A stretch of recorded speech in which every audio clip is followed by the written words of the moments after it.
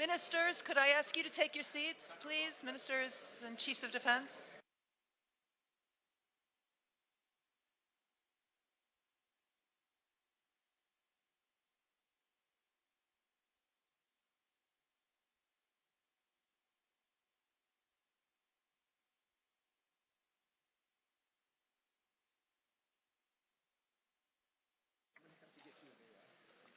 Good morning. First, let me extend a warm welcome to our distinguished ministers and chiefs of defense. Thank you for joining us for today's 15th meeting of the Ukraine Defense Contact Group. I'm Celeste Wallander, Assistant Secretary of Defense for International Security Affairs, and I will serve as facilitator for today's contact group. I would like to welcome Ukraine's Minister of Defense, Rustem Umerov, for joining us today. We welcome your presence and look forward to hearing your thoughts here shortly. Please allow me now to introduce Secretary of Defense Lloyd Austin to deliver opening remarks. Well, good morning, everyone. Thanks for joining us for the 15th meeting of the Ukraine Defense Contact Group. And it's great to see both new and familiar faces here today. And I want to start with a word of thanks to Alexei Reznikov for his hard work and dedication and for everything that he did for a free Ukraine in a secure world. I'd like to welcome Ukraine's new defense minister, Rustem Umerov. And Rustem, it's great to have you here. I thoroughly enjoyed our call a couple of days ago and certainly enjoyed our meeting that we just concluded. I look forward to working with you and your team closely, and I know that everyone else here does as well.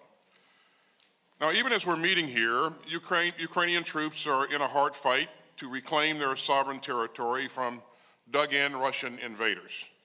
Ukraine's counteroffensive continues to make steady forward progress, and brave Ukrainian troops are breaking through the heavily fortified lines of Russia's army of aggression.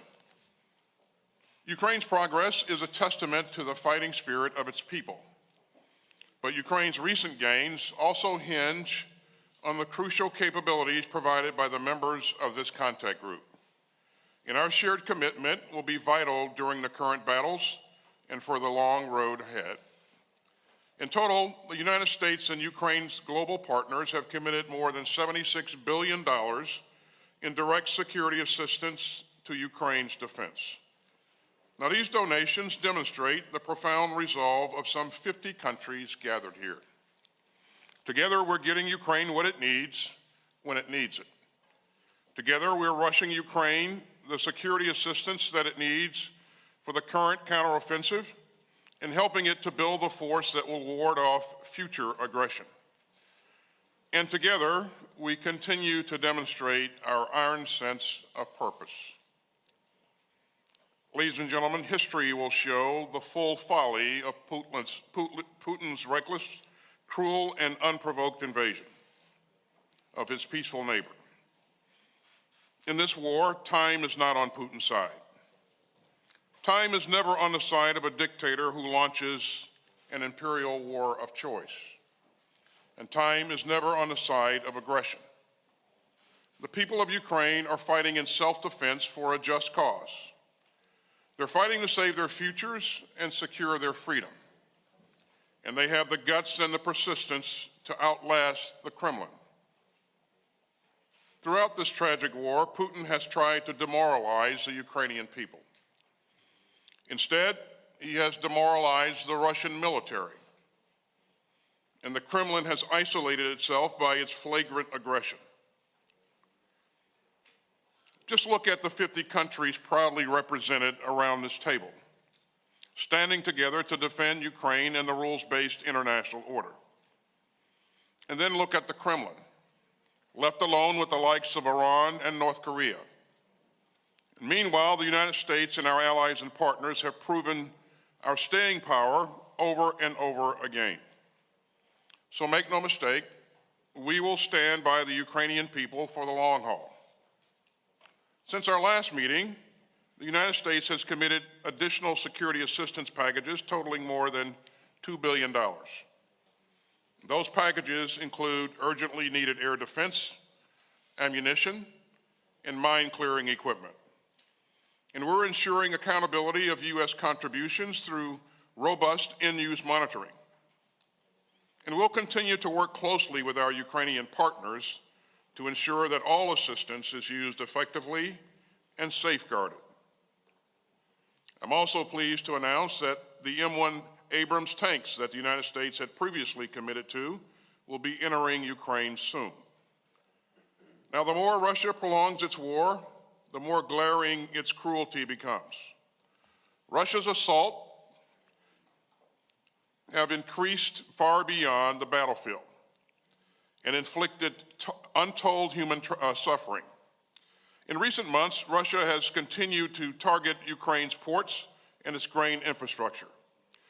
Now, these attacks so far have destroyed at least 280,000 tons of grain. And that's enough to feed as many as 10.5 million people for a year. And Russia's attacks continue to threaten global food security and to risk needless humanitarian crises around the planet. So this contact group has stepped up with donations of Patriot, Iris-T, Hawk, NASAMS, and SAMP-T, and other air defense systems. And those defensive systems will continue to protect Ukraine's critical infrastructure, including grain and energy supplies. I've said it before, and I'll say it again. Air defense is saving lives. So I urge this group to continue to dig deep on ground-based air defense for Ukraine, and we must continue to push hard to provide Ukraine with the air defense systems and interceptors that it needs. And right now, in the heat of battle, we must also keep pushing to get Ukraine the ammunition that it needs to keep up the fight, including 155 millimeter ammunition. And we're looking further ahead to ensure that Ukraine can deter future aggression and defend its sovereign territory. So let me say just a word about the contact group's long-term capability coalitions. These formations further fortify Ukraine's ability to outlast Russian aggression. I'm grateful to many friends here today, including Denmark, Estonia, Germany, Luxembourg, the Netherlands, and Poland, for stepping up to lead coalitions. These coalitions are tackling specific capabilities such as Leopard tanks, F-16 training, and information technology. And we'll hear updates on their work later today. And to add to this group's long-term support for Ukraine, I'm proud to announce that the United States is supplementing the F-16 training coalition with US-based training. All this underscores a key topic for today's meeting: the future of Ukraine's armed forces and how this coalition will evolve to help Ukraine build a credible, capable combat force for the long term. Our commitment to Ukraine isn't just for the duration of one campaign. It's a commitment to long-term security in Europe and beyond. And it's a commitment to our shared values of freedom and sovereignty. This contact group has done so much for the people of Ukraine, and it must continue to evolve to sustain our support over the long haul. So we will stay united, we will stay resolute, and we will stay firm in our determination to defend Ukraine and to uphold a world where aggression does not pay. And thank you for being here. And so now we'll pause just a moment to let our friends in the media depart.